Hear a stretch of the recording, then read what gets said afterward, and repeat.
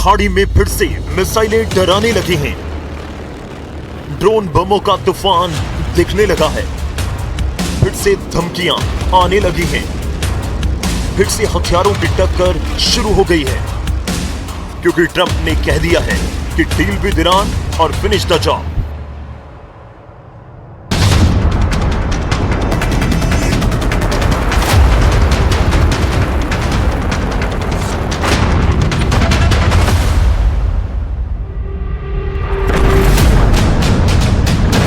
Hormuz में तेल के 2 जहाज धुआं हो गए।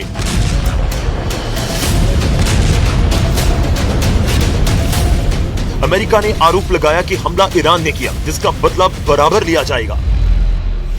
ईरान ने अब तक हमले पर अपना स्टैंड क्लियर नहीं किया है, लेकिन जिस स्टाइल में तेल के टैंकरों को जलाया गया, वो युद्ध को विस्फोटक ग्राउंड में ले जाने के लिए काफी है। हॉर्मुज़ स्ट्रेट में ओमान तट के करीब लिमाह में ब्रिटिश तेल कंपनियों के जहाज को बम धमाके से तबाह किया गया है। दूसरा हमला हॉर्मुज़ स्ट्रेट से गुजर रहे एक कतरी LNG टैंकर पर हुआ। अमेरिका ने ईरान पर इन हमलों के आरोप लगाए। इसके बाद गुस्से में ट्रंप ने वही धमकी दी, जिससे एटम बम के धमाके का सिग्नल मिल रहा है। ट्रंप ने ईरान से कहा कि डील करो, नहीं तो काम खत्म कर देंगे।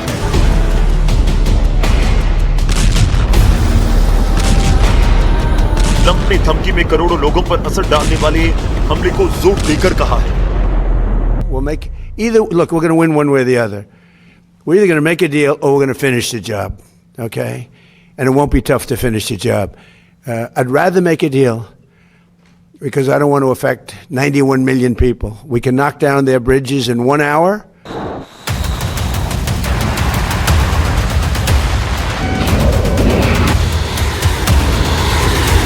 अमेरिका जब धमकी देता है तो ये मान लीजिए कि हमले की प्लानिंग हो चुकी है। हमला कहां होगा, कब होगा, ये तबाही के बाद ही पता लगेगा।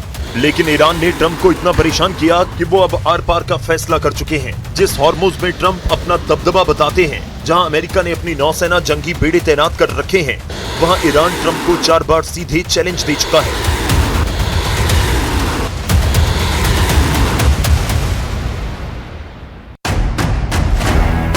22 अप्रैल 2026 हॉर्मुज़ से तेल टैंकर गुजर रहे 2 जहाजों पर ड्रोन बम फटा। ट्रंप शांत रहे। 25 जून 2026 एक कार्गो जहाज पर ड्रोन विस्फोट हुआ। ट्रंप ने बदले में ईरान के मिसाइल लॉन्चर पैड को मिट्टी में मिला दिया। 27 जून 2026 तेल टैंकर पर प्रोजेक्टाइल फटा। ट्रंप ने इसे युद्ध समझौते का अंत कह दिया। तेल के 2 जहाजों को ओमान तट पर विस्फोट से उड़ाया गया।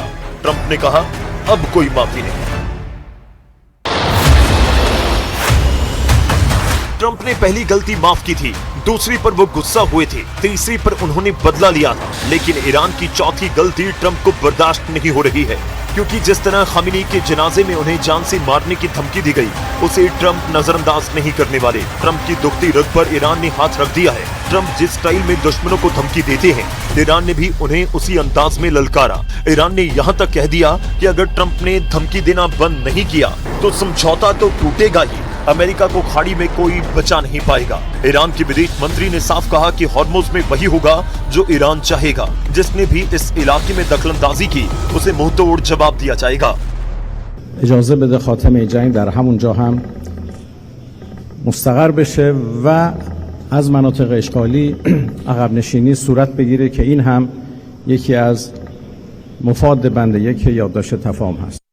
با رویکرد جدیدی که ایجاد شده امنیت منطقه مهم خلیج فارس باید مورد تجدید نظر قرار بگیرد توسط همه کشورهای منطقه و ما به یک چارچوب جدیدی که